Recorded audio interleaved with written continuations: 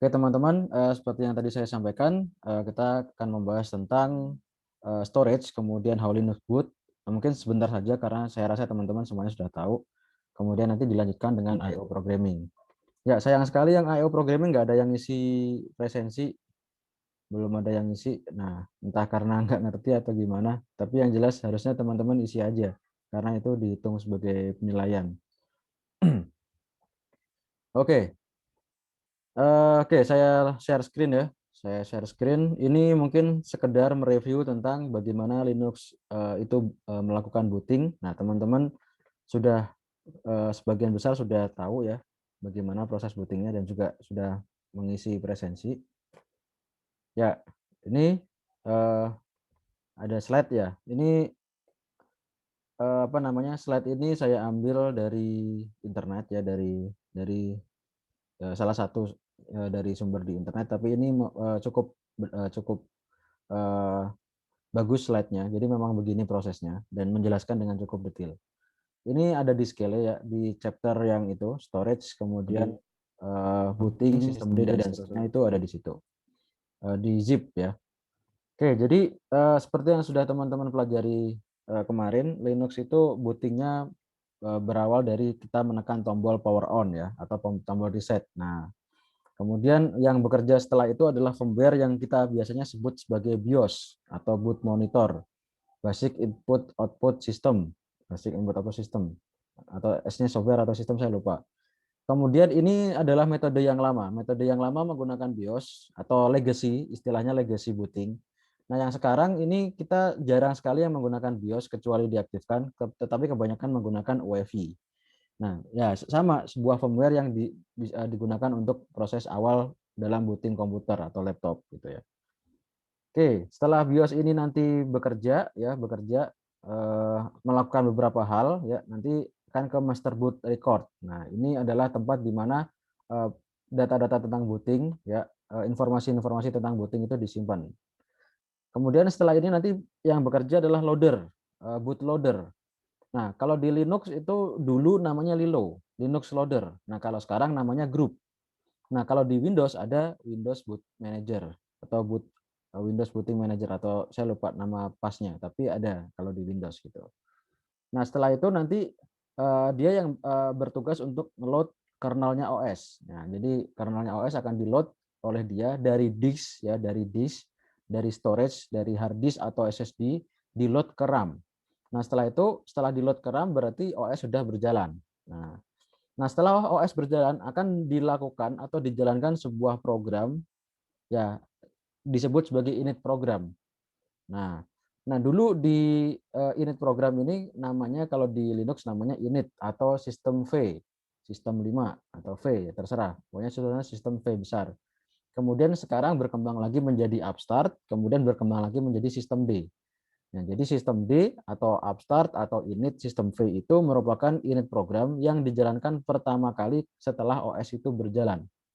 Nah, tugasnya dia apa? Tugasnya dia biasanya adalah sebagai service manager. Dia mengatur service-service apa sajakah yang perlu dinyalakan setelah OS itu nyala. Gitu.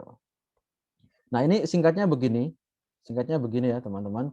Kalau kita lihat ya, kalau kita lihat detailnya, kalau kita lihat detailnya, oke, ya pertama kita turn on ya, turn on, kemudian CPU akan jump ke address ini, FFFF0, ini tempatnya BIOS ya. Kemudian BIOS nanti akan menjalankan ini namanya POS ya. Tadi ya BIOS bekerja menjalankan POS atau power on self test. Kemudian menemukan bootable ya, ini bootable device. Kemudian ya dia akan mencari MBR tadi ya, master boot record. Oke. Nah, ini yang tadi bagaimana BIOS itu bekerja. Yang dilakukan BIOS itu diantaranya ini. Dia melakukan POS atau power on self test, kemudian mencari bootable device, mencari atau istilahnya nyari tempatnya hard disk MBR itu di mana gitu. Jadi tempatnya si master boot record itu ada di mana di dalam hard disk. Nah, kemudian setelah itu load OS gitu. Nah, ini ya booting dengan BIOS ya, basic input output system. Oke. Ini chipnya, kalau di dalam board ini adalah screen-nya yang kita biasanya kelihatan kalau kita tekan F10 setelah tombol power on atau setelah restart. Nah, Oke, setelah itu tadi ya sequence berikutnya setelah BIOS bekerja, setelah itu ke master boot record atau MBR. Nah, oke, MBR itu adalah sebuah data 512 byte sektor yang berlokasi di sektor pertama di dalam disk ya, di sektor pertama di dalam disk. Oke. Oke. Nah, ini isinya MBR ya. Tadi 512 ya, isinya ini bootloader 446, 64-nya partition table, kemudian 2 byte-nya magic number. Nah, di sini partition tabelnya ini menyimpan partisi-partisi di dalam disk. Nah, jadi partisi-partisinya disimpan di sini gitu. Oke. Ada partisi 1, 2, 3, 4 dan seterusnya. Dan di sini nanti dia akan menemukan itu OS-nya ada di partisi nomor berapa gitu. Oke, ekstrak MBR. Nah, setelah itu, setelah menemukan bootable device atau bootable kernel ya, mana sih kernel yang bisa kita boot, kita jalankan. Nah, itu nanti diserahkan ke bootloader. Nah, ya bootloader ini sebuah program yang biasanya diinstal bersama OS ketika kita install, yang nanti bertugas untuk mencari tadi, mencari data image dari OS-nya gitu. Oke. Nah, ini bootloader yang dikerjakan oleh bootloader ya. Oke. Oke. Initial RAM disk ini opsional ya, kalau teman-teman ngebuat pakai Linux biasanya pernah ketemu initial RAM check atau dan seterusnya. Kemudian ini kalau bootloader, kalau di Linux dulu namanya Lilo, Linux loader, sekarang namanya group. Bahkan sekarang ada group 2 gitu ya. Nah, sebentar saya ganti share screen. Nah, kita coba share ke browser. Oh ya, ini tadi belum selesai upload ya. Oke. Jadi bentar ini. Oke. Jadi kalau grup ya, grup.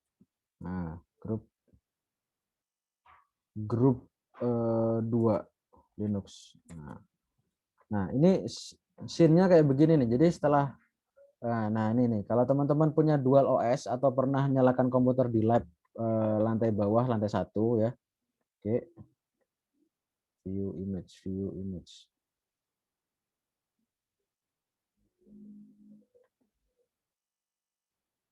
Oke.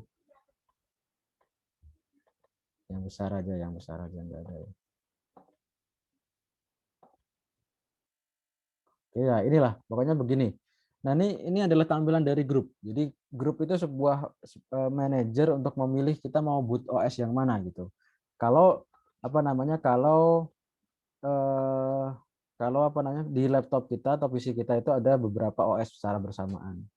Ya, ada misalnya Ubuntu, kemudian ada lagi misalnya pakai Debian, kemudian ada Windows juga. Nah, itu bisa ada listnya di sini nanti. Oke. Nah, ini mungkin dulu ya, ini versi 1. Nah, sekarang yang versi baru tuh tampilannya begini nih, ya, hitam gini. Nah, ini namanya grup. Ini adalah loader ya, OS loader. Nah, ini grup 2 ini kayak gini nih. Nah, jadi kalau teman-teman melihat ini, nah itu adalah grup. Nah, oke, saya balikkan share screen-nya ke slide tadi. Oke, ke grup. Nah, itu adalah bootloader. Jadi tadi setelah BIOS, kemudian ketemu MBR, kemudian diserahkan ke bootloader.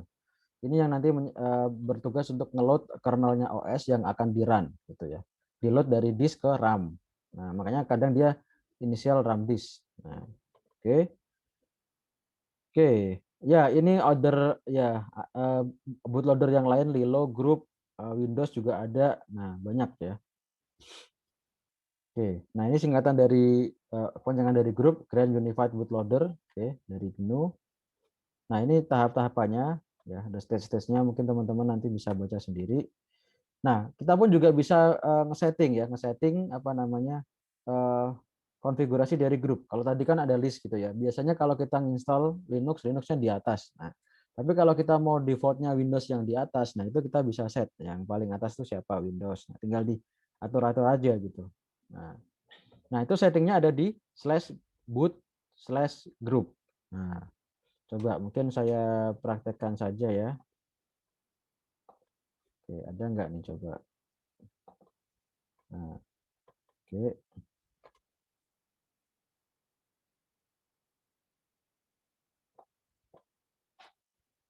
Oh, jangan di sini, ini sini aja. Oke, ya. LS boot group. Oh, nah ini namanya menu.list. Oh, nggak ada. LST. Nah, coba chat sudo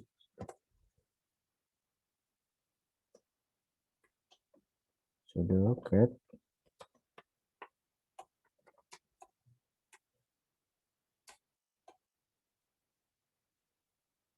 gf.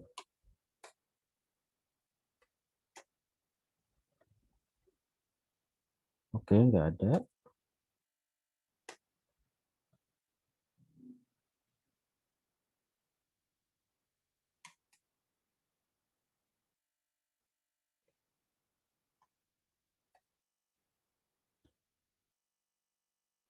Oke, coba text.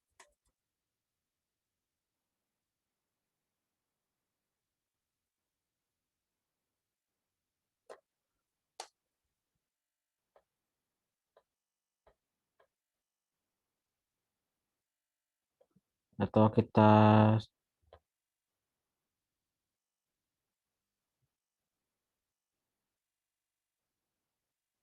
oke, coba kita find aja.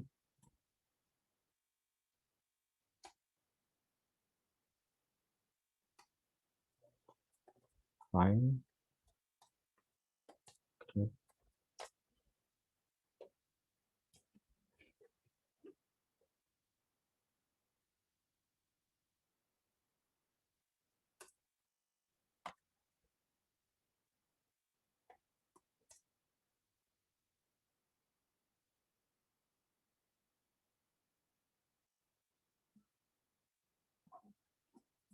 Oke, kita coba cat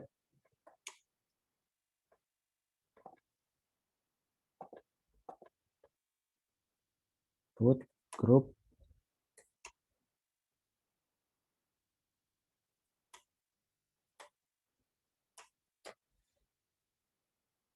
Oke, nggak ada. Komen, coba komen.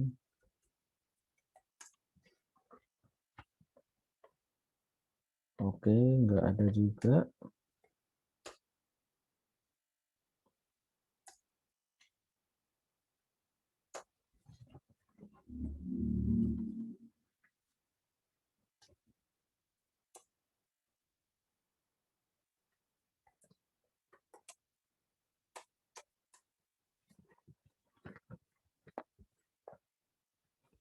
Coba yang config itu coba.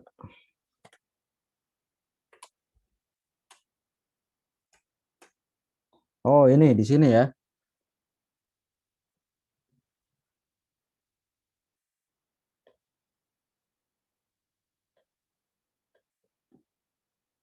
Oh, oh ini config-nya.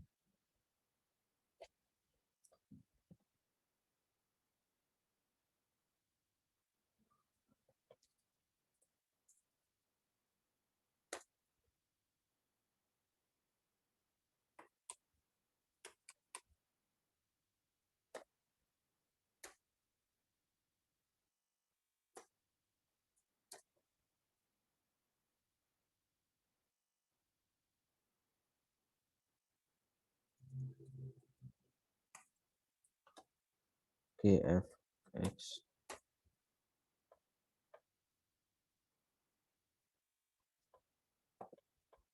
Oke, nah mungkin nanti coba teman-teman cari sendiri ya. Ini mungkin ini versi yang lama ada di boot group ya. Namanya menu.lst. Nah, nanti ada settingannya, ada Windows pertama, Linux kedua dan seterusnya. Tadi saya cari kok nggak ketemu ya. Coba saya klik.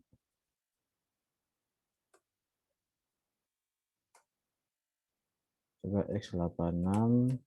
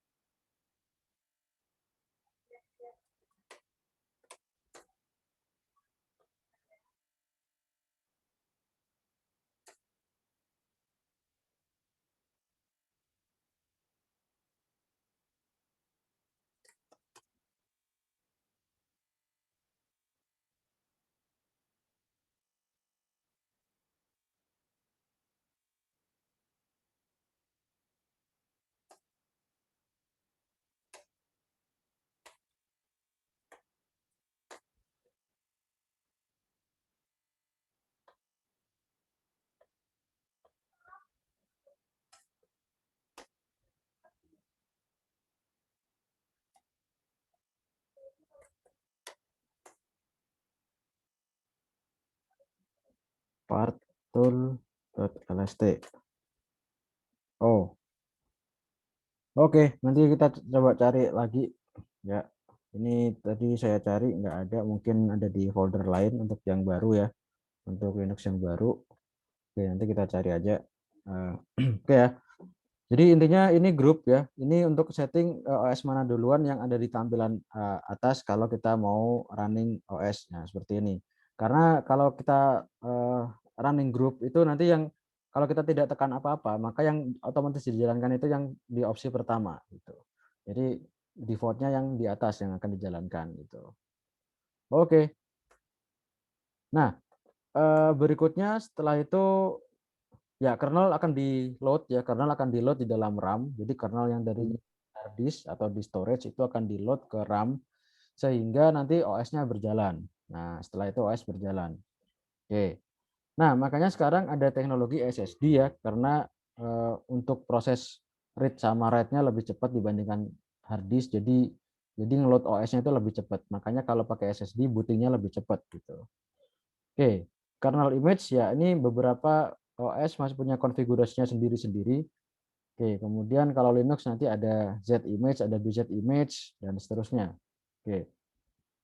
Nah, ini tugasnya kernel ketika sudah di-load di dalam RAM maka dia akan berjalan. Nah, dia jalan berarti OS-nya berjalan. Nah, apa saja yang dia kerjakan ya? Ya proses manajemen, memori manajemen, device management, system call. Nah, oke. Nah, setelah OS itu berjalan, jadi setelah OS berjalan, kernelnya sudah aktif, dengan kata lain OS berjalan, setelah itu dijalankan sebuah init proses atau init program. Nah, tadi init program namanya init atau sistem init atau sistem vinit. Itu yang versi dulu. Kemudian di-upgrade lagi menjadi upstart, kemudian di-upgrade lagi menjadi sistem D. Nah, teman-teman nanti bisa mencari ya, apa perbedaan upstart versus ya sistem D versus sysv init versus upstart. Sysv ini atau sysv init itu adalah yang versi yang paling dulu, versi yang paling lama. Kemudian upstart itu perbaruannya. Nah, sekarang itu sistem D. Nah, sekarang sistem D. Dia adalah service management. Jadi gunanya untuk menjalankan dan mengatur service-service yang ada di atas OS. Nah, tentu saja ini dijalankan setelah OS-nya berjalan, setelah OS-nya aktif gitu. Oke. Nah, teman-teman nanti bisa nyari itu ya. Oke. Nah, ini dulu ya ketika masih pakai sysv init, nah itu ada namanya run level, ada run level. Nah, kemudian sorry, ini masih proses ID ya. Ini contoh proses ID. Oke, scheduler, init proses, ke flash HD, ke update, POAD, swap, MD recovery dan seterusnya. Nah, itu ada di ini pengaturannya etc init.d boot init.d.rc. Ini dulu ya yang pakai init. Nah, nanti kalau pakai sistem D ada lagi settingannya gitu. Ada di folder mana gitu. Nah, dulu ketika masih pakai init ya atau init sistem vinit itu ada run level. Nah, jadi cara jalannya aplikasi yang di atas OS nanti ada sistem run level. Nah, oke ini kalau nol artinya itu berarti sistemnya shutdown atau halt, kemudian satu itu single user mode, kemudian dua itu multi user, no network service, kemudian tiga itu default text console berarti nggak pakai GUI, oke. Untuk full multi user tapi kan. Kemudian 4 itu untuk reserve untuk lokal, misalnya untuk Windows. Oke. Kemudian 5 itu artinya pakai GUI ya, pakai GUI mode ya. Jadi pakai GUI mode. Nah, 6 itu artinya reboot. Nah, ini ada run level yang diaktifkan oleh init program tadi setelah OS itu berjalan. init program jalan, nah dia mengaktifkan run level. Itu dulu ketika pakai sistem vinit. Nah, oke, nah itu bagaimana Linux itu booting ya. Jadi intinya tadi tahapannya adalah ini. Kita turn on atau kita tekan restart, kemudian nanti ke BIOS, kemudian ke MBR, kemudian ke bootloader, kemudian kernelnya di load ke RAM, kemudian menjalankan init.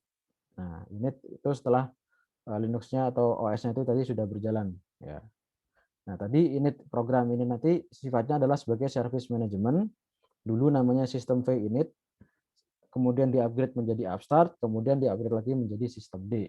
Nah, jadi nanti teman-teman bisa cari apa namanya, apa perbedaan upstart dengan sistem D dengan init gitu. Nah, itu teman-teman untuk bagaimana proses booting pada Linux. Ada pertanyaan dulu sampai sini?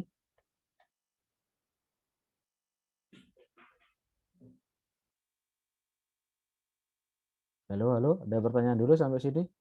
Suara saya masih terdengar? Masih, Pak, masih terdengar. Oke, masih ya. Oke. Nah, berikutnya itu adalah menggunakan bootingnya cara lama ya, menggunakan BIOS-nya. Nah, ini di slide ini yang ada di osplsm.org dari Pak Rahmat di week 9 itu ada booting yang menggunakan UEFI. Nah, booting yang lebih modern. Nah, ini BIOS ya. Nah, ini pakai UEFI. Ini kalau teman-teman interface-nya aja kelihatan ya, BIOS itu masih jadul banget. Nah, UEFI sudah keren, sudah apa namanya? Sudah GUI base gitu ya. Nah, ini proses booting menggunakan UEFI. Nah, teman-teman bisa lihat nih di sini ya. Oke, jadi pertama verify security ya, security pre-verifier, kemudian di sini prosesor init, chipset init, board init. Nah, kemudian setelah itu load driver ya, di sini driver execution environment atau DXE. Ya, pokoknya ini mengeksekusi driver-driver untuk device-device atau komponen-komponen dalam PC. Nah, setelah itu baru ke boot manager. Nah, tadi ya. Oke. Nah, kalau ke boot manager nanti ada dua opsi. Kalau tadi kan setelah dari boot manager atau bootloader itu kan langsung ke sini ya, load OS ya. Nah,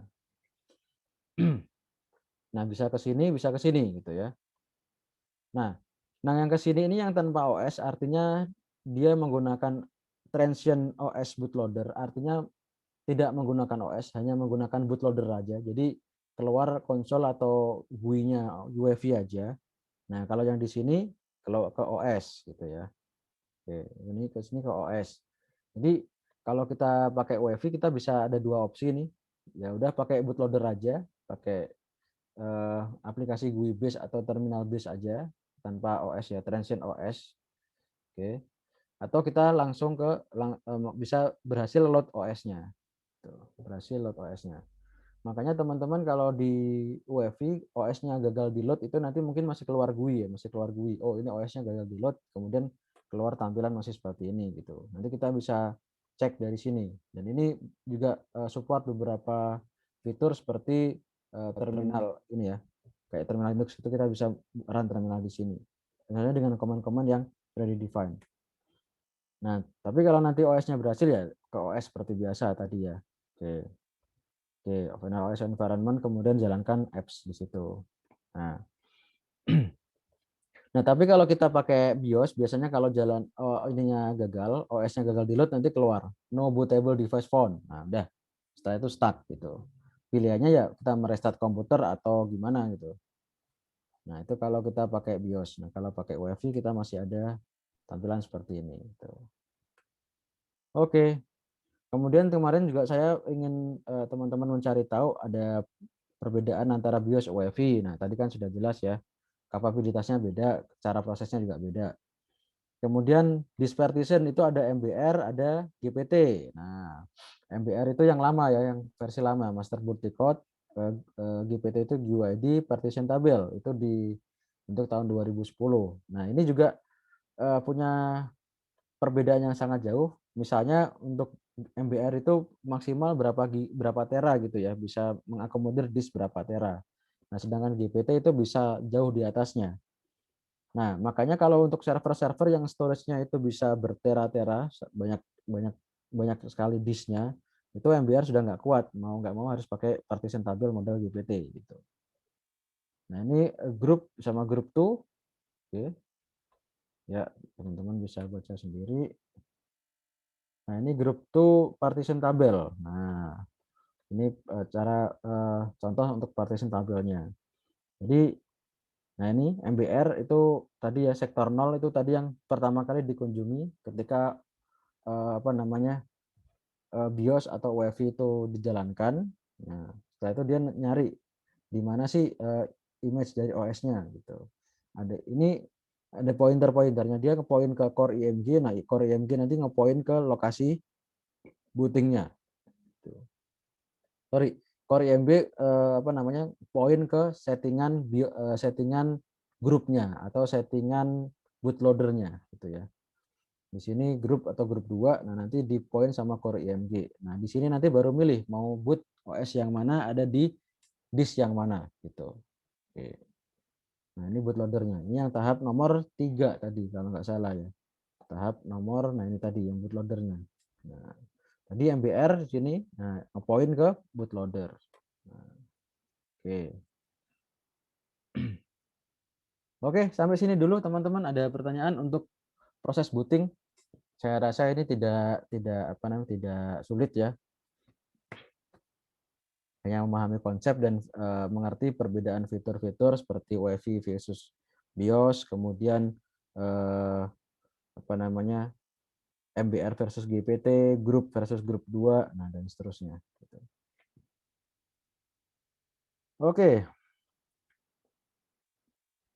nah, kalau tidak ada pertanyaan kita lanjut. Tadi sudah ya, ini sudah ya. Nah setelah ini kita coba sedikit bahas tentang storage ya, storage. Ya, penyimpanan. Ya, teman-teman pastinya sudah tahu ya, ada hard disk, ada SSD, ada magnetic tape, kemudian ada USB, ya, dan seterusnya. Oke, ini, nah ini. Oke, tuh. Nah, nah, nah ini storage system ini teman-teman saya yakin sudah tahu ya, ada disk ya, ada disk. Disk itu terdiri dari silinder, silinder, silinder. Kemudian atau silinder itu terdiri dari beberapa plater ya. Ini namanya piringan atau plater. Oke, plater, plater. Di tengahnya ada poros atau spindle. Ini yang tempat porosnya kayak asnya gitu kalau di dalam roda. Kemudian ini ada arm assembly-nya yang nanti punya punya pointer. Nah, ini ada head-nya, read to write height. Kemudian banyak piringan atau plater ya, secara vertikal biasanya punya 2 sisi setiap piringan itu. Kemudian dibagi-bagi ya. Jadi satu piringan ini atau satu permukaan ya, satu surface, satu permukaan itu dibagi menjadi beberapa track. Jadi jalur-jalur ya, kayak kalau di lapangan bola, lapangan lari ya, lapangan lari keliling lapangan itu kan ada track-tracknya. Nah, itu ini namanya track gitu ya. Kemudian satu track ya, satu lingkaran ini dibagi menjadi bagian-bagian potongan kotak-kotak, itu namanya sektor. Nah, jadi kalau salah satu sektornya rusak, bad sektor, nah itu berarti sektornya aja. Jadi nggak semuanya rusak, tapi beberapa sektor aja. Gitu. Nah, beberapa beberapa track, sorry, beberapa beberapa track. Jadi beberapa track kalau digabung ke atas secara vertikal itu menjadi silinder.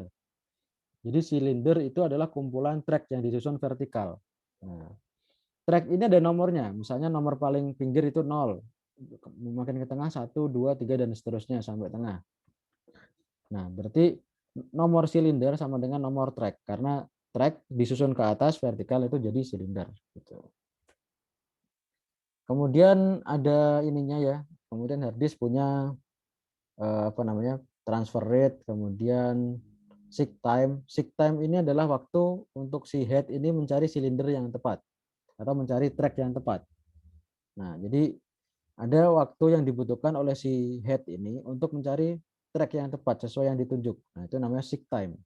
Nah, kemudian ada latency, latency. Nah, latency. Ya, karena kita butuh suatu sektor dan sektor itu kan muter ya. Nah, makanya waktu dia sudah ngepas ke track yang tepat, tapi belum ketemu sektor yang tepat, maka dia harus nunggu. Nah, itu disebut sebagai latency.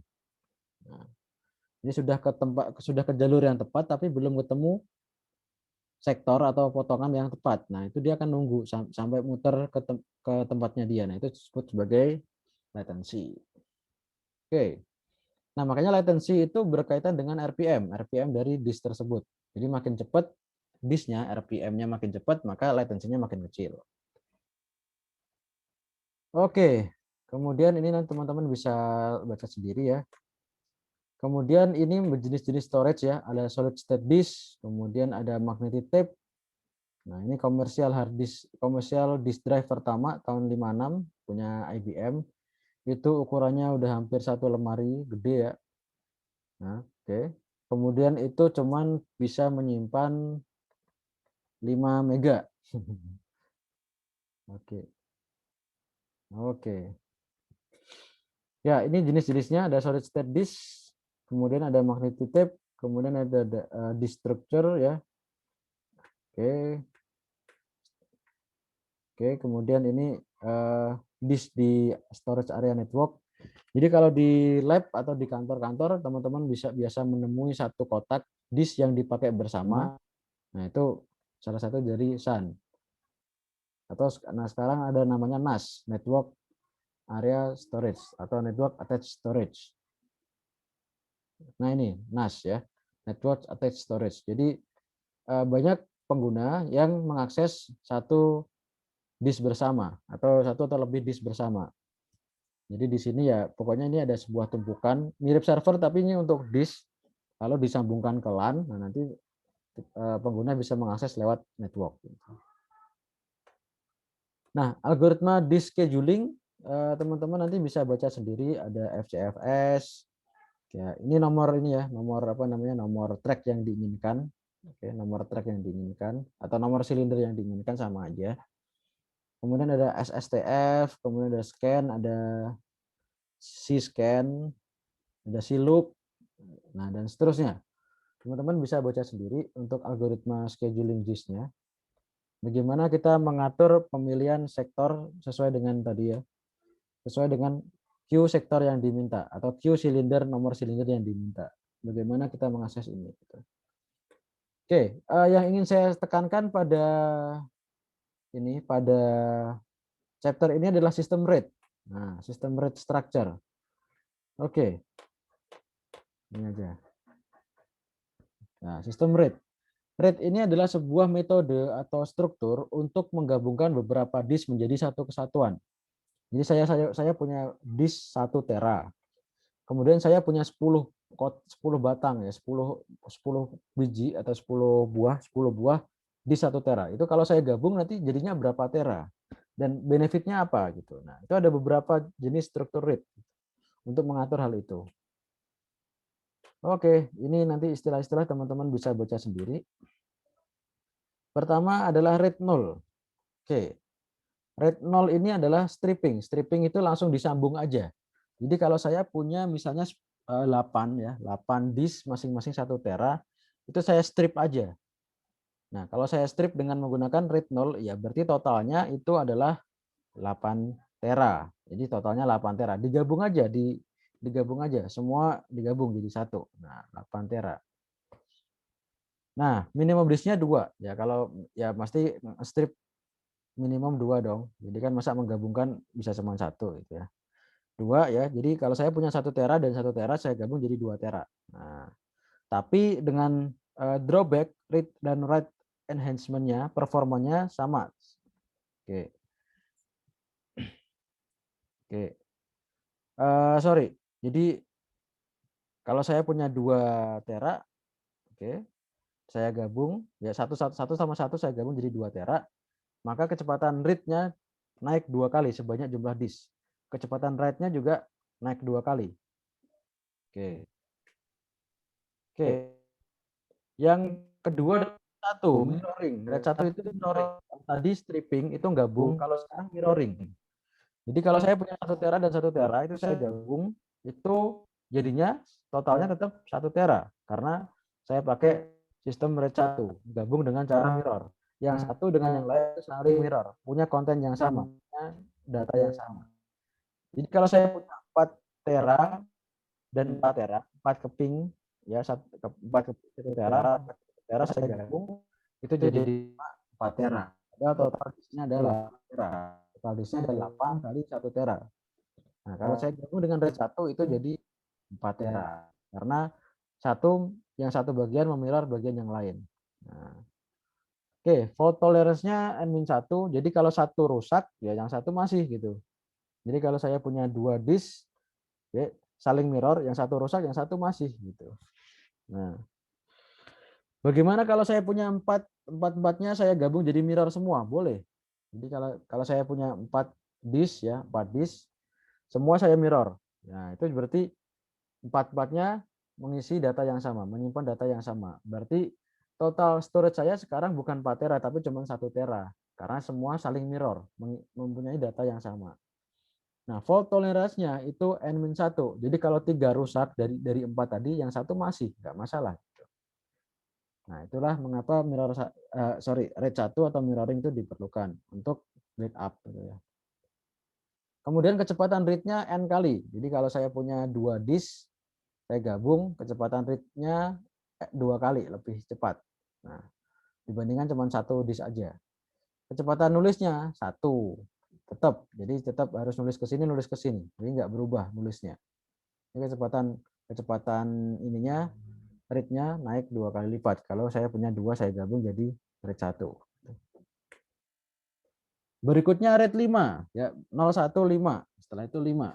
Nah, RAID 5 itu menggunakan block level stripping dan parity. Nah, minimum disknya 3. Oke. Ya, minimum disknya 3. Contoh di sini saya punya 4 disk ya, 0, 1, 2, 3.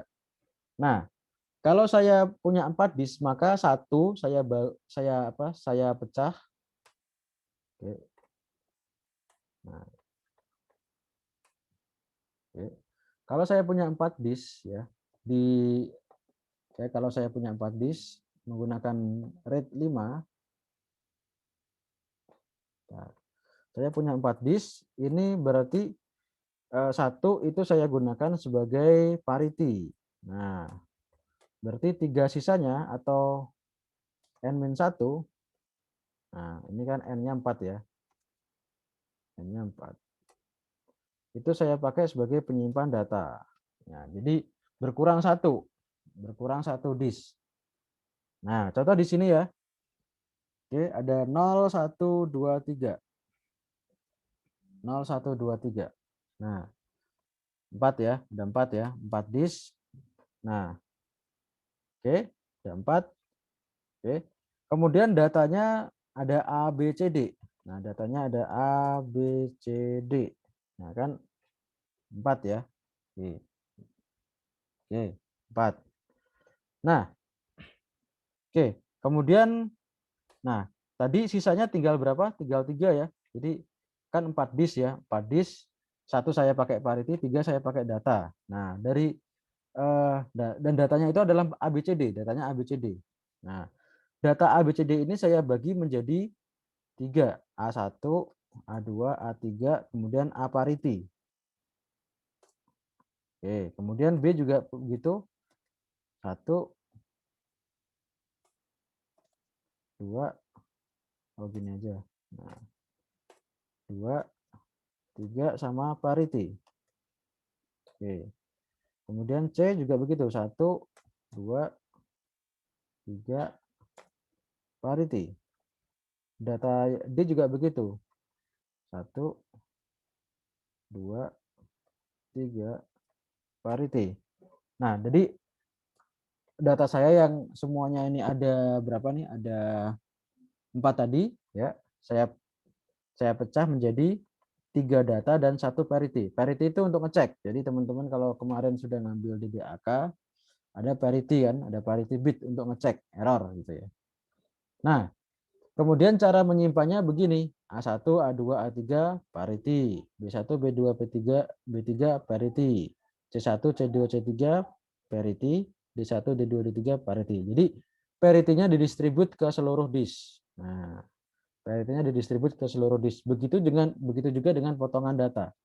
Nah, datanya dibagi 3. Mengapa 3? Karena tadi 3 disk dari 4 itu dipakai data, yang satu dipakai parity. Nah, oke. Nah, jadi N-1 dipakai data, 1 disk dipakai parity.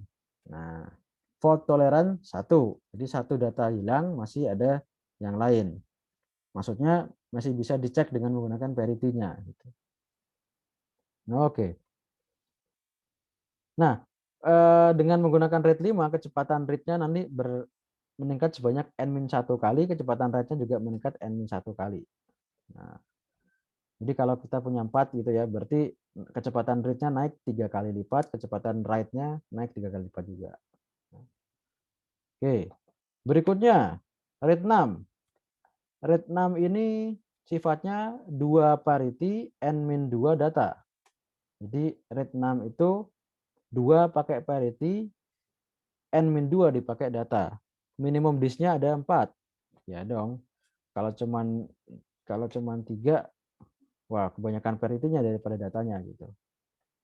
Oke. Jadi kalau ada N disk, ya berarti ini 2 dipakai parity. Oke, kemudian N-2 itu dipakai sebagai data. Contohnya di sini ada 5 ya, ada 5 disk. Ada 5 disk ya. Katakanlah di sini N-nya 5, N-nya 5. Kemudian parity-nya itu 2, kemudian N-2 dipakai data. Jadi tinggal di 3 yang dipakai data. Sama seperti sebelumnya kalau kita punya data ABCD, ya ABCDE gitu ya. Datanya dibagi 5, dibagi jumlah disk. Nah, kemudian 3 itu data, 2-nya parity. Contohnya di sini A1, A2, A3 data, AP, AQ parity. B1, B2, B3 data, BP, BQ parity. C1, C2, C3 data, CP, CQ parity. DP, DQ, D1, D2, D3 data, DP, DQ parity. E1, E2, E3 data, EQ, EP parity. Nah, jadi 2 kepake buat parity. Nah, jadi kalau kita hitung parity-nya kan parity-nya ada 2 ya, P sama Q. Kemudian ada 5 kategori A, B, C, D, E. Berarti kan ada AP, BP, CP, DP, EP. Nah, ini sudah makan satu di sendiri. Kemudian yang Q juga gitu, AQ, BQ, CQ, DQ, EQ, makan satu di sendiri. Jadi nanti total datanya tinggal N-2 dari disk. Jadi kalau saya punya 5 tera, dengan RAID 6 itu berarti, kalau saya punya 5 tera, berarti 2 teranya itu untuk parity, berarti yang bisa dipakai menyimpan data tinggal 3 tera. Nah, oke. Sampai sini dulu teman-teman, ada pertanyaan?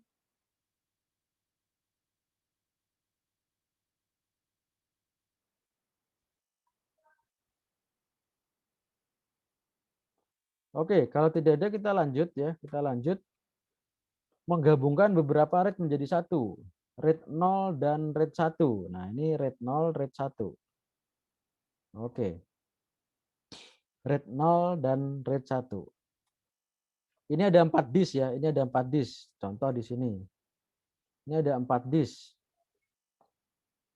4 disk ya. 1, 2, 3, 4. Digabung menjadi RAID 0. Katakanlah ukurannya masing-masing 1 tera. Nah, ini kotak ya. Cara bikin kotak tuh gimana ya? Pakai ini. Ini aja. Pakai simbol aja ya. Simbol O. Jangan. Kotak pakai pagar aja. Pagar. Nah, ada 4 disk ya. 4 disk. Oke, ada 4 disk. Oke, 4 disk. Ini masing-masing 1 tera. Masing-masing 1 tera. Terus digabung. Ini digabung. Nah, oke, ini juga digabung. Nah, ini menggunakan RAID 0. Oke, ini juga menggunakan RAID 0. Kemudian di atasnya ini digabung lagi. Di atasnya lagi ini digabung lagi. Oke. Itu digabung lagi menggunakan RAID 1. Nah, di sini RAID 1. Berapakah total storage sekarang? Berapakah ukuran total storage sekarang?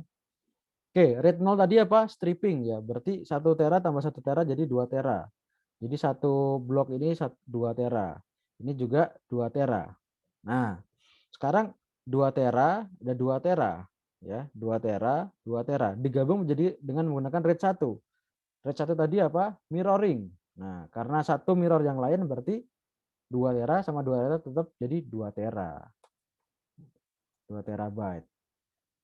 Jadi satu memirror bagian yang di sini memirror bagian yang sini dan sebaliknya. Nah, oke. Jadi begitulah apa namanya ukuran disk yang sekarang. Terus speed read rate-nya berapa? Oke. Read 0 tadi speed read-nya meningkat berapa kali? 2 kali ya. Sebanyak n ya, sebanyak n kali. Nah, read 1 oke, oke. Ya, ini kan satu blok dan satu blok ya. Oke. Ya ini dianggap waktu di read 1 dianggap 1 dan 1 gitu ya. Satu kesatuan, satu kesatuan. Berarti 2 menggabungkan 2 disk ya. Read 1-nya menggabungkan 2 disk. Ya, 2. Tadi read 1 kecepatannya kalau read berapa? N ya. Berarti 2. Berarti sama dengan 4 kali. Kecepatan write-nya, kecepatan nulisnya. Untuk read 0 tadi kecepatan write-nya nulisnya N kali, 2 kali. Ini kan 2 disk. Nah, read 1 ini ada 2 yang digabungkan kali kecepatan read-nya kecepatan write-nya nulisnya read 1 tadi 1 kali, berarti sama dengan 2 kali. Jadi speed up-nya untuk read-nya 4 kali, untuk write-nya masih tetap 2 kali dengan menggunakan struktur 01 seperti ini. Nah, oke. 10 dibalik ya, 10 dibalik dulu. Kalau ini 10 berarti di mirror dulu baru di strip. Di ini saling mirror dulu, saling mirror, saling mirror, saling mirror, saling mirror baru di strip. Nah, kita coba yang di sini ya. 120 dengan 120 di mirror berarti tetap 120. Ini juga sama, 120, 120, 120, 120. Oke, kemudian kalau digabung ini ada 3 kan berarti kan ya, 3 di strip dengan rate 0. Berarti 120, 120, 120 berarti total berapa? Total berarti 360. Ya. Mana tadi? Oke. Oke, berarti untuk rate yang ini ya. Ini 120 di mirror dengan 120 tetap 120. Ini juga sama. 120 di mirror dengan 120 tetap 120. Rate 1 juga gitu ya. 120 dengan 120 tetap mirror 120. Enggak bertambah ukurannya. Nah, di sini di rate 1 digabungkan tiga-tiganya menggunakan rate 0 baru di strip. Nah, berarti total sama dengan 120 kali 3. Sama dengan berapa? Sama dengan 360. Nah, speed up rate-nya. Speed up rate-nya kalau di sini tadi N kali ya. Rate 1 N kali. N-nya berapa? 2. Nah, di sini di rate 0-nya 3. Berarti 2 kali 3 sama dengan 6 kali. Untuk write-nya. Write-nya. Di rate 1 kecepatan write-nya nulisnya 1 kali. Ini 1 kali, 1 kali juga. Berarti ini 1 kali, 1 kali kali. Nah, di rate 0, di rate 0, rate 0 itu N kali. Berarti 3 kali sama dengan 3 kali. Oke. Nah, ini juga digabung lagi 1 0 0 lagi. Nah, bisa. Nah, bagaimana dengan 50 dan 51? Rate 5 dulu baru rate 0 atau 5 dulu baru 1. Oke, suara saya masih terdengar? Masih, Pak. Oke. Oke, rate 5. Rate 5 tadi. Oke, 1 dipakai parity, N-1 dipakai data.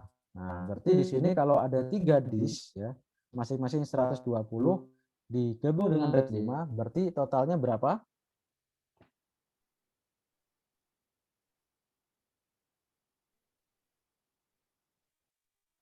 Halo, halo.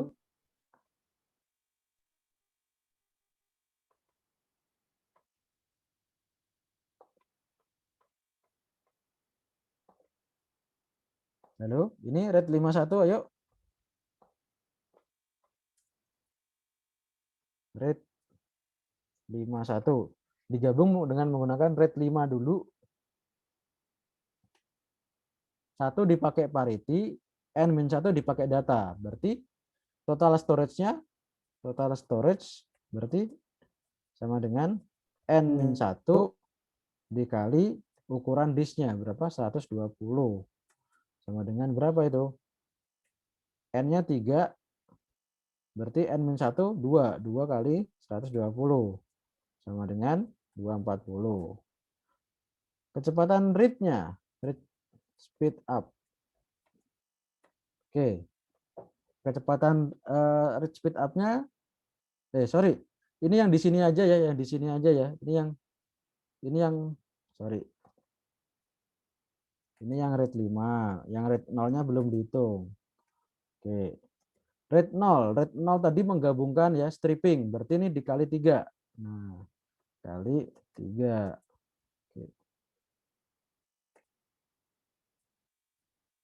Oke, berarti berapa? 120 kali 3, 720. Read speed up-nya, read speed up di read 5 adalah N-1. N-1, N-nya tadi, ya N di sini 3 ya, langsung ya N-1, 3, N-1, N-1, gini aja deh. N-1 ini untuk read 5, di read 5 kali N di read 0. Sama dengan berapa? N-1 di sini 3 dikurangi 1, 2. Dikali di read 0-nya N-nya berapa? 3. Jadi sama dengan 6 kali speed up untuk read-nya. Kalau untuk write speed up-nya sama juga, dia N-1 di read 5 kali N kali di read 0. Sama dengan 2 kali 3, sama dengan 6 kali. Oke, begitu teman-teman. Ini ada read 60 ya. Kalau read 6 tadi gimana read 6? 2 dipakai parity, N-2 dipakai data. Nah, 2 dipakai parity, N-2 dipakai data. Berarti kalau ada 4 di sini ya, katakanlah ini masing-masing ukurannya 120 seperti tadi ya. Berarti total storage sama dengan N-2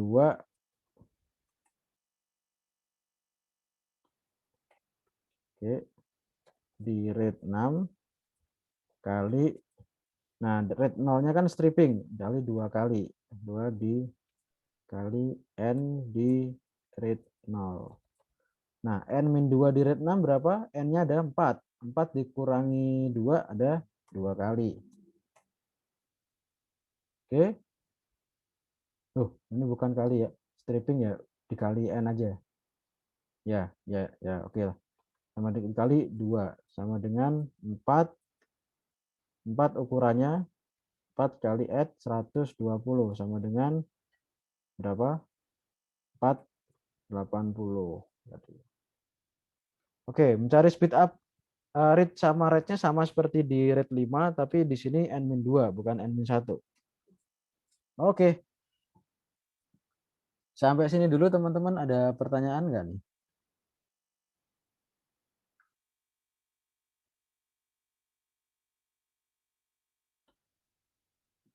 Oke, nanti di sini bisa ditumpuk-tumpuk lagi ya. Ya mungkin ada rate 60, 61, 60, 60 yang umum ya.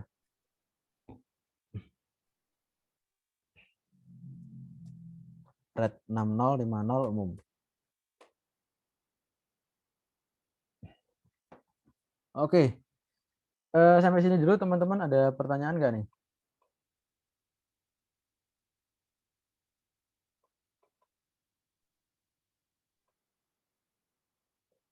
Oke, nggak ada pertanyaan. Kalau nggak ada, kita lanjut ke ini untuk chapter yang bentar, chapter storage dan booting. Ada yang mau ditanya dulu sebelum kita lanjut ke I/O programming?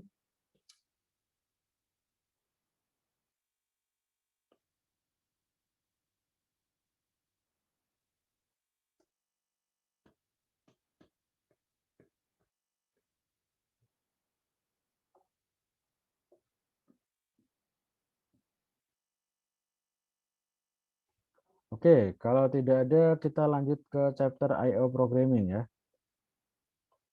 Oke. Nah, teman-teman nanti silakan bagi yang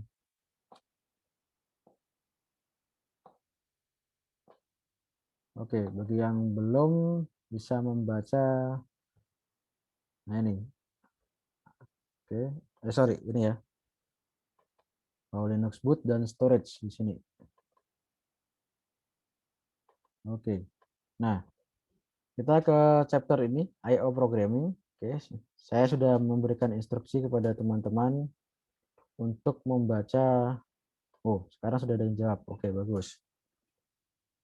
Nah, ini saya kasih tahu. Jadi I/O programming itu nanti ujiannya praktikum, tugas, ya tugas membuat program. Jadi kita ada beberapa topik ya setelah UTS. Nah, ini saya sekalian ngasih tahu ya. Oke. Nah, untuk topik concurrency, proses dan thread ini ujiannya tugas praktikum ya, praktikum. Synchronization, semapur dan deadlock itu praktikum juga. Kemudian scheduling quiz, ya, model quiz, storage dan firmware itu quiz. Nah, I/O programming membuat program, praktikum juga. Nah, jadi ada 5 topik, yang 3 topik itu program, membuat program, yang 2 topik quiz di Skele. Nah, oke. Nah, cloud computing silakan nanti teman-teman pelajari, tapi ini tidak masuk UAS, jadi untuk bahan belajar aja. Nah, sekarang kita akan membahas tentang I/O programming ya. Nah, teman-teman sudah bisa melihat di sini ada 2 slide ya. Kita langsung ke slide yang Unix I/O programming saja. Oke, Unix I/O programming saja. Nah, ini ya sama di Linux nanti juga begini. Oke, diadaptasi dari sini. Dan teman-teman nanti silakan lihat di demo ya, demo week 9 atau 10 ya. Demo week 10, demo week 10. Nah, itu nanti semuanya akan diambil dari situ untuk apa namanya? Untuk programnya. Ya. Nah, sebelum ke situ, sebelum kita bahas demo, kita lihat dulu sekilas tentang guidance-nya untuk programming di Unix dan Linux-nya gitu ya. Oke. Pertama-tama kita harus tahu tentang I/O. Nah, I/O ya, ini kan I/O programming. Nah, I/O itu nanti diperlakukan sebagai file. Di dalam Unix dan Linux, I/O itu nanti diperlakukan sebagai file. Jadi kalau misalnya kita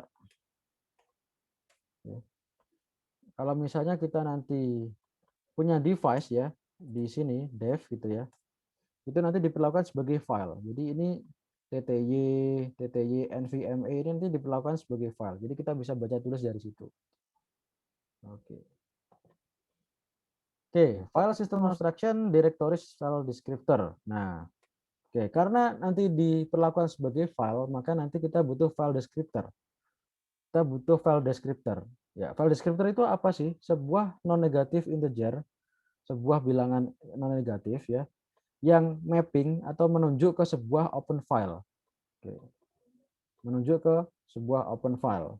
Jadi kita mengakses sebuah file atau mengakses sebuah I/O itu nanti menggunakan file descriptor, nomor ya, nomor pointer ke sana gitu. Oke. Kemudian ini ada open file descriptor. Tadi file descriptor ada open file descriptor. Nah, itu adalah mapping ya, mapping antara proses ke file tadi, ke internal data tadi. Oke. Oke, ini directory teman-teman sudah tahu ya. Kemudian file descriptor.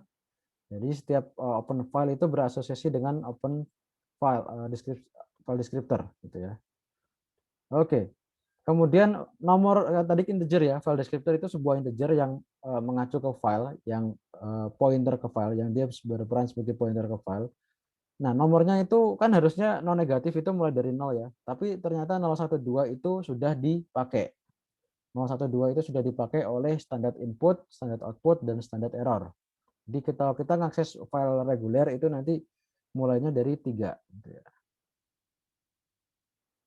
Oke, proses. Oke. Nah, nanti mengakses file ya. File tadi ada inode dan seterusnya. Nah, nanti teman-teman bisa baca sendiri. Oke, kemudian file descriptor. Oke, langsung aja ya. Kalau kita mengakses sebuah file ya, kita menggunakan ini open, closes, open, close, fd open, lseek, unlink. Nah, ini perintah-perintahnya. Nah, kita paling gampang kenali dulu open sama close aja. Ini untuk membuka file, close untuk menutup file. Oke. Nah, ini ya, open. Kita menggunakan perintah open atau fungsi open untuk membuka file. Nah, ada namanya, nama filenya beserta path. Kemudian ada flag sama mode. Ada 3 parameter ya, name, flag, sama mode. Nah, flag itu menyatakan bagaimana file itu nanti dibuka. Oke, kita mau membuka file itu gimana? Apakah read only, apakah write only, ataukah read to write, ataukah di append dari yang existing, ataukah di create kalau belum ada, ataukah di truncate kalau misalnya ada size-nya. Filenya sudah ada isinya, kalau di truncate berarti size-nya jadi 0. Jadi isinya hilang semua. Atau XL itu artinya kalau di create dan filenya ada itu error, akan muncul error. Ataukah di sync. Jadi kalau ada yang nulis ke sana nanti akan di sync, disinkronize gitu. Kemudian mode ya. Tadi mode tadi flag, sekarang mode ya, open mode. Ini adalah untuk future access ke file tersebut. Future access-nya gimana gitu. Jadi kalau di Linux kan ada modifier ya, 3 pasang ya, RWX, RWX, RWX. Nah, ini untuk menyatakan mode untuk file tersebut di masa mendatang. Nah, oke. Apakah ini RWX untuk user? Oke. Ataukah read untuk user atau write saja untuk user atau execute saja untuk user?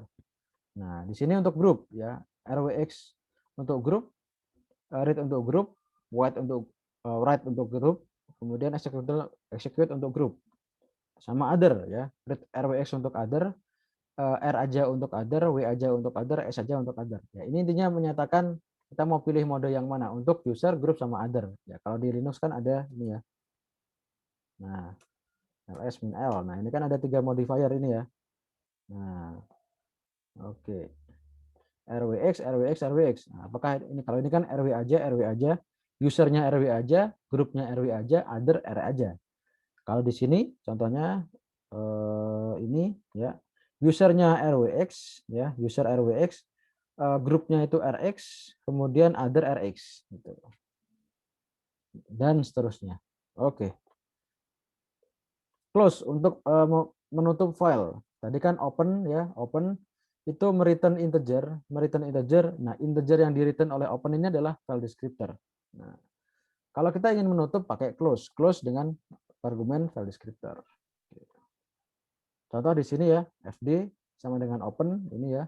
Oke, ini nama filenya ada di argumen. Kemudian flagnya read only dan create. Read only or create kan di or ya, berarti kan di or. Dua-duanya ada flagnya. Kemudian future access-nya read aja untuk user, yang lain nggak ada. Gitu ya. Kemudian di close, ini cara nge-close-nya. Oke.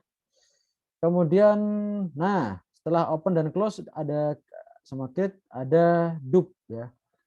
Selain open dan close ada dup dan dup 2 gitu. Oke, create sama aja tadi ya, create. Oke. Nah, dup mungkin nanti ada di bawah ya. Nah, setelah itu kita bisa read. Kita bisa read ya. Kita bisa read dengan file descriptor. Tadi parameternya ada file descriptor, kemudian ada buffer tempat kita menampung isi yang akan dibaca, isi file yang akan dibaca.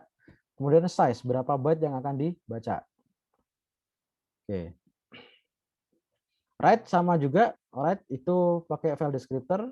kemudian buffer tempat menyimpan data yang akan ditulis, sama ukuran yang akan ditulis berapa byte. Nah, di sini ada contoh program ya, ada open, oke, myTMP, ada open juga. Nah, ini ada file descriptor 1, file descriptor 2. Nah, open di sini dan open di sini. Meskipun nama filenya sama, myTMP, nah nanti bisa jadi F1 dan F2 itu nilainya beda. Oke, jadi ada dua pointer F1 dan F2 yang mengacu ke file yang sama di sini, myTMP. Oke. Kemudian print, oke, nilainya. Kemudian write ya, write ini nulis menggunakan pointer pointer file descriptor 1, ini nulis menggunakan file descriptor 2. Nanti kita lihat isinya gimana. Oke, di sini ada contoh program juga, teman-teman nanti bisa baca. Oke, copy ke file. Nah, kita lanjut ke dup. Nah, dup itu adalah untuk duplicate existing file descriptor atau object descriptor. Nah, mana dup tadi? Oke. Nah, dup aja belum ada dup aja. Nah, di sini ya. Saya langsung kasih contoh nih. Dup ya, duplicate file descriptor 1 ke file descriptor 2. Jadi yang diduplicate file descriptornya, bukan filenya ya. Yang diduplicate file descriptornya, pointernya. Nah, bedanya adalah dup aja, duplicate aja itu mereturn. Jadi dia mereturn new apa namanya? New file descriptor. Jadi dia mereturn new integer. Dia mereturn sebuah integer baru yang nanti akan bisa disimpan ke F2 misalnya. Tapi kalau pakai dup2, nah pakai dup2 itu kita sudah milih file descriptor berapa yang akan kita copy dari yang out. Nah, yang out akan di copy yang ke yang new. Kalau yang dup aja, kalau yang dup aja, duplicate aja, kita cuman parameter yang out. Nanti akan di return otomatis nilainya berapa, nilai file descriptornya. Gitu. Oke, mungkin itu dulu. Kita langsung ke demo saja ya. Kita ke demo. Jadi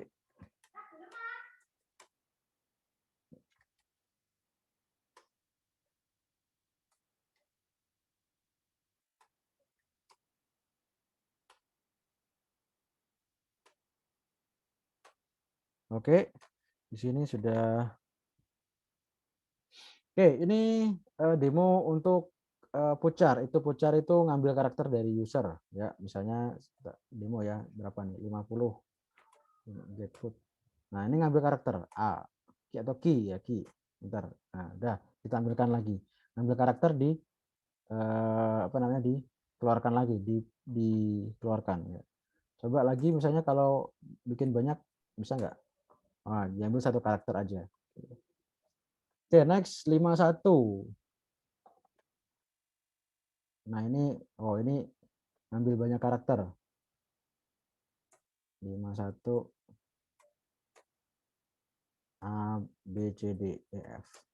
Oke, ini ngambil banyak karakter terus apa namanya ditampilkan ulang gitu ya. Open close. Nah, open close. Nah, ini ada file 1 2 3 ya, demo file 1 2 3, file 1, file 2, file 3. FD open file 1, file 2, file 3. Oke. Close, habis itu open close open close. Ya, ini nggak usah didemokan karena itu nggak. Oke, 52 ya nggak keluar apa-apa, cuman kita open file aja gitu, bikin oke. Nah, ini opennya ini apa namanya, flagnya create sama read write. Jadi kalau belum ada akan di create. Nah, kemudian modenya read write. Ini next untuk ininya, untuk apa namanya, untuk next apa namanya, akses mode-nya. Nah, tadi yang di read adalah file 1, file 2, file 3. File 1, 2, 3, 3 lagi. Nah, kita lihat ls min l itu nanti kita bisa lihat modenya ya. Ini cuman read untuk user, rwx untuk user. Ini rwx user, kemudian grupnya itu read sama write, othernya read aja. Berarti yang apa namanya, yang file 2 itu nanti rwx, rx sama r aja. Nah, kan? Oke, coba saya RM dulu. Oke.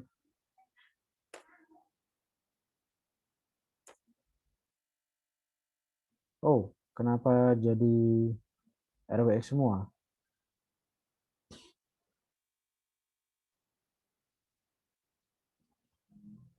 Oke, mungkin karena programnya ini sudah RWX semua. Oke, ya udah, whatever. Oke, file pointer. Nah, ini sekarang kita open file, kemudian dicek ininya berapa, apa namanya. Oh, ini baca file kalau tidak salah ya. Slash 53. Oh, open error, nggak ada filenya. Jadi mau file 4 nggak ada. Oke. Nah, ini aja.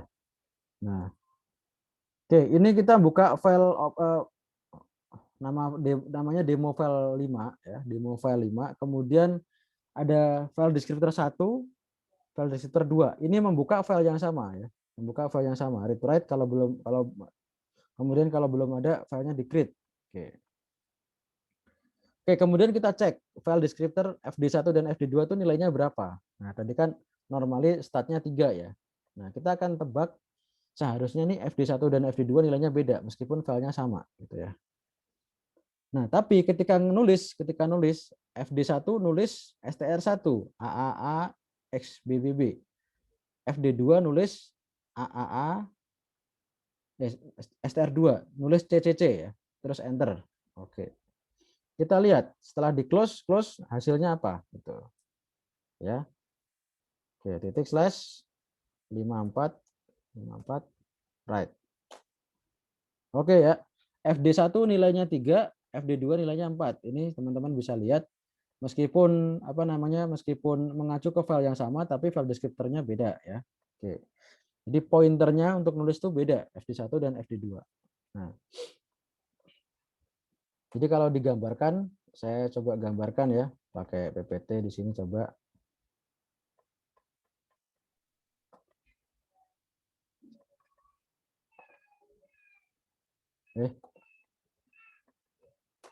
Nah, jadi ada file mana nih?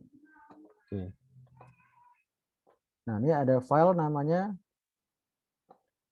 demo file 5.txt. Kemudian kita punya pointer ya, kita punya pointer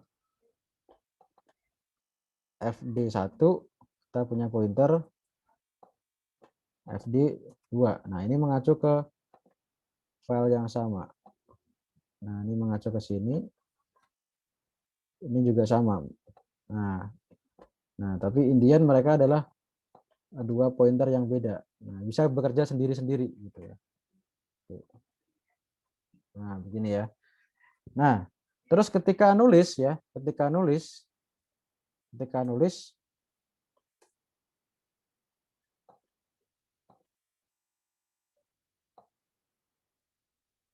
nah, ketika nulis tadi waktu ketika nulis ini ya, di sini teman-teman bisa lihat programnya ya. FD1 menuliskan string 1 AAA X BBB lalu enter ya. Ini /n /n itu enter. FD2 itu menuliskan karakter CCC /n. Nah, apa yang terjadi ketika itu dieksekusi? Nah, tadi FD1 nulis ini kita kasih aja ini ya. Nah, juga nih. Oke. Nah, ketika nulis, nah ini isinya ya, isinya. FD1 nulis AAA /n BBB. Sorry, AAA BBB /n. Sorry, AAA X BBB /n ya. FD2 nulis CCC /n. Nah, oke. Oke ya. Nah, si A nulis ini. Oke. Nah, si oke, oke. Ingat bahwa setiap file descriptor itu punya pointer ya, punya pointer dia sedang di byte keberapa. Jadi awalnya dia ada di byte paling awal di sini ya. Nah, awalnya ada di sini. Nah, untuk FD1 setelah dia menulis berapa karakter ini, 8 karakter, dia sekarang ada di sini. Nah, dia sekarang ada di sini. Jadi lebih tepatnya si file descriptor 1 ini pointernya sudah ada di byte ke-8. Sudah ada di sini. Nah, di sini ya. Nah, sedangkan si FD2 dia pointernya masih di awal si file. Nah, jadi beda. Ini biar enak, mungkin saya geser ke sini ya. Nah, jadi awalnya tadi sama-sama di depan ya, sama-sama di depan. Tapi karena tadi FD1 sudah nulis 8 karakter, dia pointernya sedangkan sudah di belakang. Nah, sedangkan FD2 pointernya masih di depan. Nah, oleh sebab itu ketika dia menuliskan karakter CCC\n, nah, CCC\n, maka dia mulai dari sini, dia nulis CCC\n, berarti makan 4 karakter yang di sini. Jadi 4 karakter yang di awal ini ditimpa oleh karakter CCC\n. Nah, sekarang dia sudah pointernya dia sudah bergerak ke sini. Nah, di sini. Setelah \n. Nah, oke, nah begitu. Jadi dua pointer sama-sama ke satu file. Makanya ketika ngisi bisa nggak sinkron begini. Jadi nggak diteruskan ke sini, tapi mulai dari awal lagi karena mereka dua pointer, dua deskriptor yang beda. Gitu.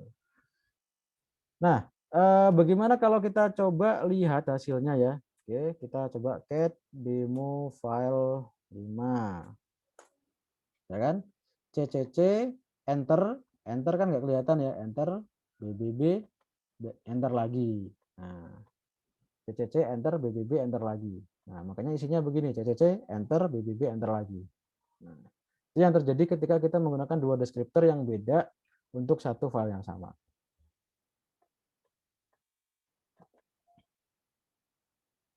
Oke, ini bisa dipelajari juga ini untuk demo file 6. Pakai LSIG, nanti mungkin teman-teman bisa baca sendiri LSIG ya, gunanya apa dan ada beberapa parameter. Kemudian saya ingin menekankan tentang dup dulu. Nah, dup. Nah, dup. Nah, di sini ada FD1 sama dengan open file 1, demo file 7 sama. Nah, FD2 dia tidak open lagi tapi dup. Nah, dup. Oke, dup itu duplicate ya, duplicate. FD1 tadi diduplicate ke FD2. Bukan nilainya yang diduplicate tapi pointernya yang diduplicate. Nah, oke. Nah, tadi kan kita gini ya, nilainya ini FD1 sama dengan 3, FD2 sama dengan 4. Nilainya begitu ya. Nah, kalau dup, nah kalau dup perbedaannya ini kan dup FD1, FD2 sama dengan dup FD1. Nah, nanti yang terjadi begini. Ini kan tadi namanya demo file 7 ya. Isinya kita oke. Yang terjadi ketika dup ya. Oke. Jadi ada FD1 sama dengan 3. Nah, di sini dijalankan perintah FD2 sama dengan dup FD1. Nah, dan dup ini mereturn sebuah integer. Nilai FD2 akan di-assign otomatis oleh perintah dup. Nah, duplicate itu nanti pointer ini akan diduplicate. Ini akan diduplicate oleh pointer yang ini akan diduplicate diberikan ke FD2. Nah, FD2 diberikan nilai 4. Nah, kenapa kok 4 ya? Nilainya berbeda, tapi yang urutnya setelah 3 itu berapa? 4. Tapi bukan sendiri-sendiri, tapi duplikasinya. Jadi begini nanti gambarnya. Oke, ini aja. Nah, jadi bukan bikin pointer sendiri, tapi ini diduplicate. Nah, ini diduplicate. Nah, jadi FD1 sama FD2 itu meskipun nilainya berbeda, tapi mereka adalah pointer yang sama. Jadi panahnya itu sama, panahnya 1. Nah, jadi bukan panah sendiri-sendiri, tapi panahnya 1. Oke. Nah, dengan demikian ketika FD1, oke, ketika FD1 itu nanti apa namanya? Ini saya ganti dulu ya gambarnya. Gambarnya saya ganti. Nah, ini aja ya.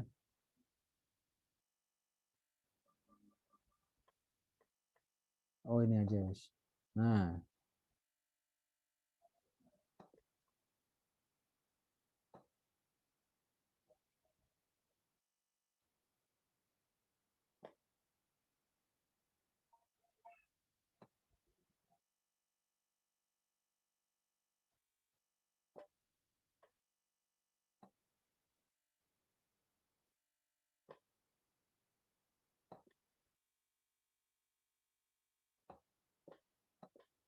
oke, sebentar.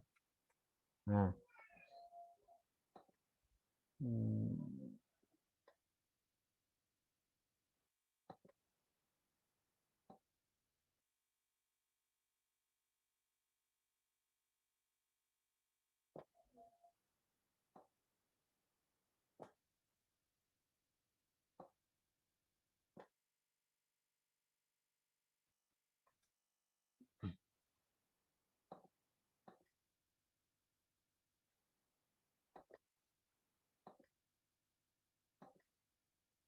oke, ini mungkin gambarnya kurang bagus, nggak masalah ya. Ya pokoknya ini duplikasinya ini gitu ya. Mereka merefer pada satu titik yang sama. Jadi ketika kita nanti sama write ya, FD1 write string 1, oke. Oke, ke demo file 7 stringnya ini, oke. Jadi nanti dia ngisi di sini ya. Dia akan mengisi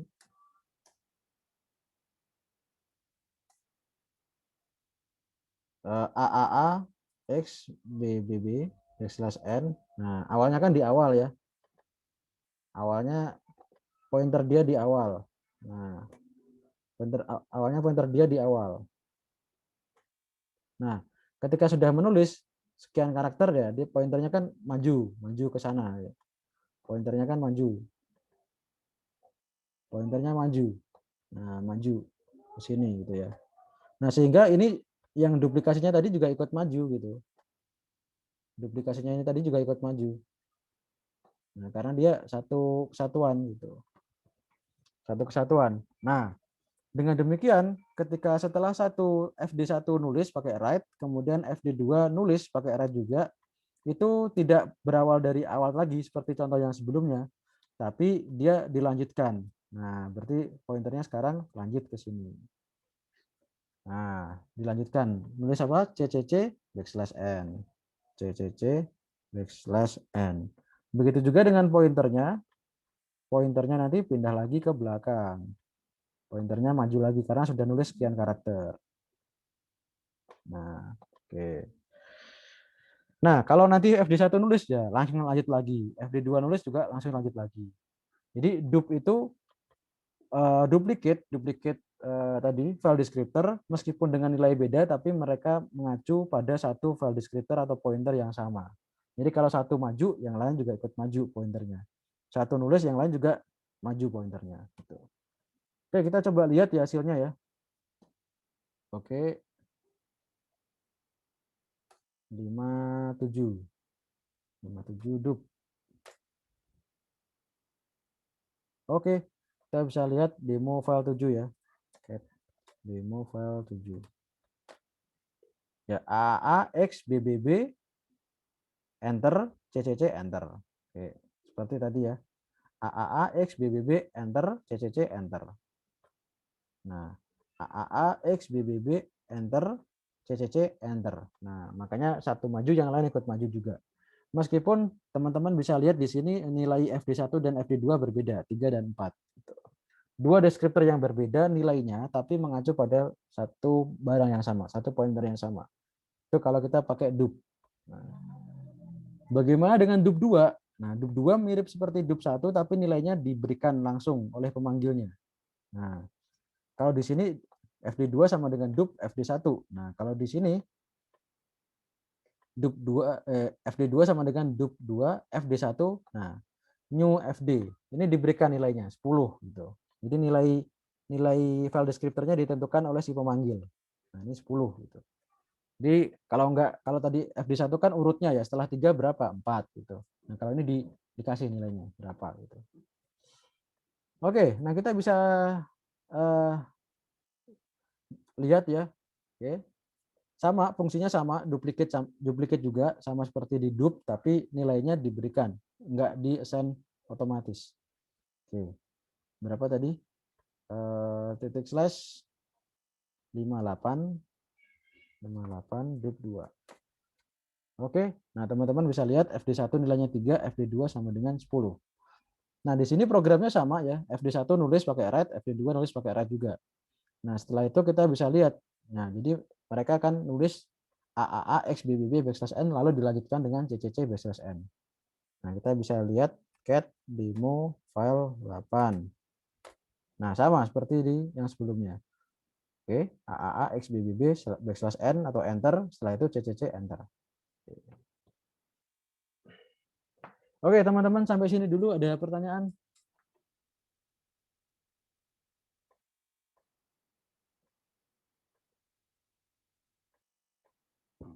Halo, halo, ada pertanyaan? Suara saya masih terdengar?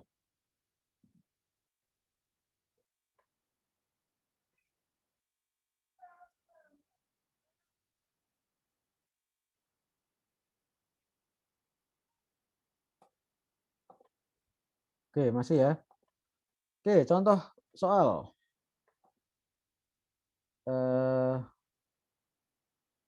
Yuk, contoh soal tebak-tebakan. Ini kan contoh program disuruh nebak ya kalau di soal ya. Kalau kalau di tugas di soal UAS tahun lalu diberikan requirement kalian diminta buat programnya. Gitu. Oke, mau yang mana? 191. Nah, ini aja wes. Nah, oke ya contoh soal ini.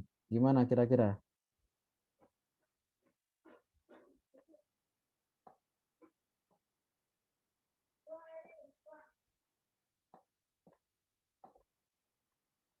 Oke, contoh ya. Ada file 75 OS 191 demo. Nah, FD1 sama dengan open. Nah, oke. FD2 open.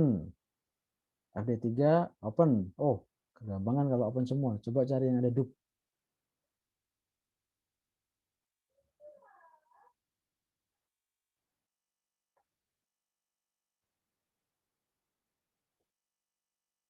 Oh, ini aja. Nah, ini aja ya. Oke, ini aja ya. 181. 181. Kita coba ya.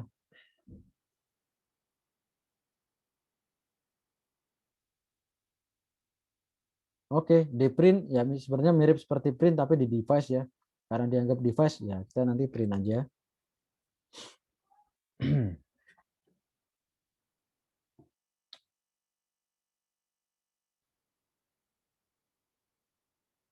Oke.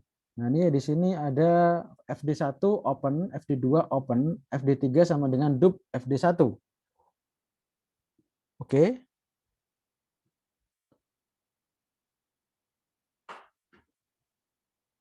Oke.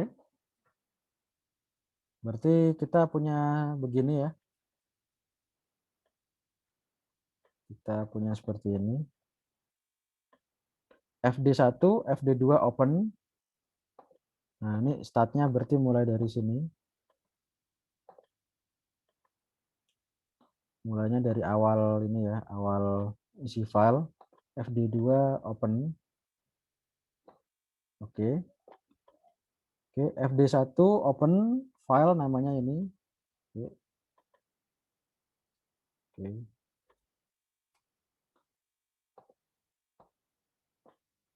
Oke.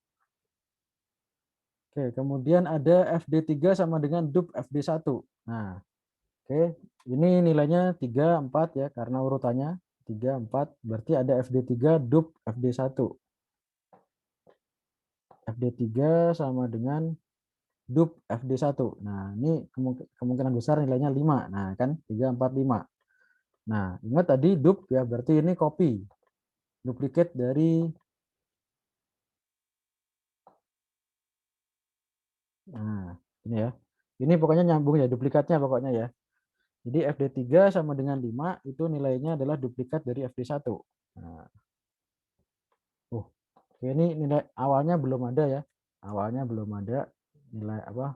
Isi filenya belum ada. Oke, sebentar.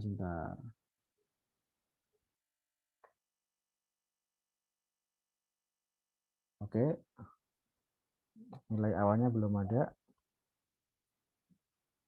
Oke, kemudian di sini FD1 ngeprint string str1. Nah, FD1 ngeprint str1. Oke. Oke, ini ya. A. Oke. Berarti di sini nah, FD1 yang ngeprint. Nah, berarti pointernya maju ke sini ya. Pointernya maju ke sini. Nah, oke. Nah, ini juga ikut. Ini kan duplikatnya. Oke. Nah, sedangkan FD3 juga ikut maju karena ini satu barang. Nah, FD2 masih di sini. Pointernya dia masih di sini. Nah, oke, setelah itu FD2 itu ngeprint. Ngeprint X persen D, X persen D, X persen D, X. Nah, persen D itu berarti integer ya. Oke. 3, 4, 5. X3, X4, X5, X. Gitu ya. Persen D-nya diisi dengan FD1, FD2, FD3. Nah, oke, berarti ngeprint berapa karakter? X3, X4, X5, X. Nah, berarti ngeprint yang di print adalah bentar, X3, X4, X5, X. Oke. X3, X4, X5, X. Berapa tuh? Nah, seginilah pokoknya. 1, 2, 3, 4, 5, 6, 7. 7 karakter. Nah, karena FD2 dan FD1 itu sendiri-sendiri terpisah, maka dia akan menulis dari awal. Oke, 7 karakter ya. Ambil 7. 1, 2, 3, 4, 5, 6, 7. Nah, dengan sebagai ininya dia maju.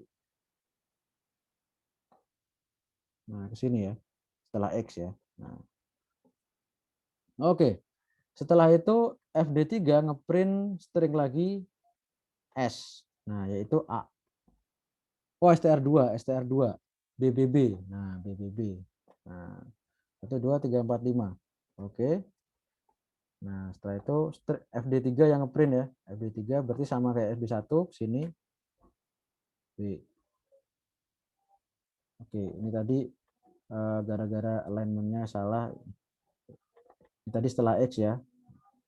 Ini setelah X, gitu ya, pointernya setelah X. Ini berarti pointernya sekarang setelah B. Nah, harusnya isi filenya begini. Ya. Kita coba lihat ya. Nah, ini harusnya isi filenya begini. Nah, oke, 73. Kita lihat ya, 73.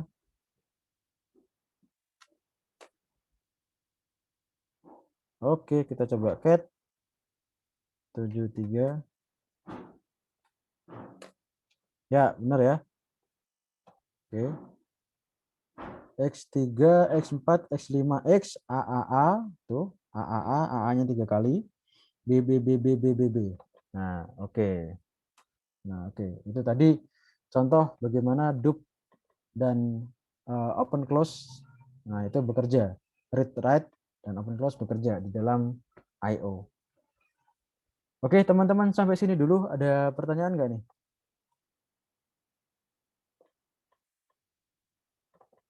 Nah, teman-teman kemarin saya minta 191 ya.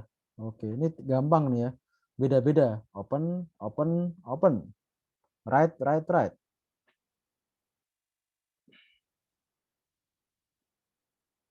Nah, karena write, write, write jadi saling ditimpa-timpa aja gitu ya. Nah, kalau yang ini kan semuanya open, open, open, open. Write, write, write. Oh, beda. Di sini ngeprintnya 9 ya. 9. Berarti AAA, semuanya. Nah, yang ini 6, berarti cuma sampai ini DDD, EEE aja. CC-nya masih. Yang ini 3, berarti cuma GGG. Nah, berarti hasilnya GGG, EEE, CCC. Harusnya gitu ya. 75.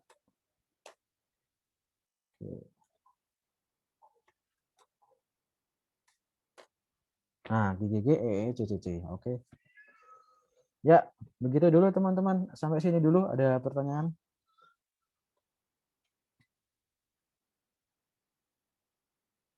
Oke, mengingatkan kembali untuk yang bagian I/O ini nanti ujiannya praktik, jadi tolong silakan biasakan.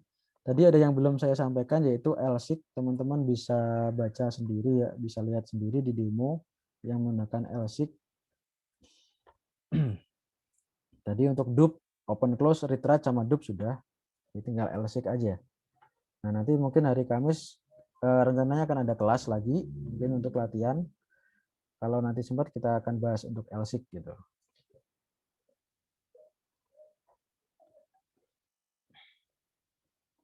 Oke, sampai sini dulu. Ada pertanyaan? Oke, sepertinya tidak ada. Kalau tidak ada, mungkin begitu dulu untuk kelas hari ini. Jangan lupa belajar, meskipun ujiannya ada yang take home atau praktik. Karena tidak tidak selalu bisa dikerjakan dengan cepat ya. Karena teman-teman mesti nyoba dulu dan seterusnya. Oke, untuk hari ini saya cukupkan sekian. Terima kasih atas kedatangan dan perhatiannya. Mohon maaf apabila ada kekurangan dan kesalahan. Saya akhiri. Selamat siang. Assalamualaikum warahmatullahi wabarakatuh.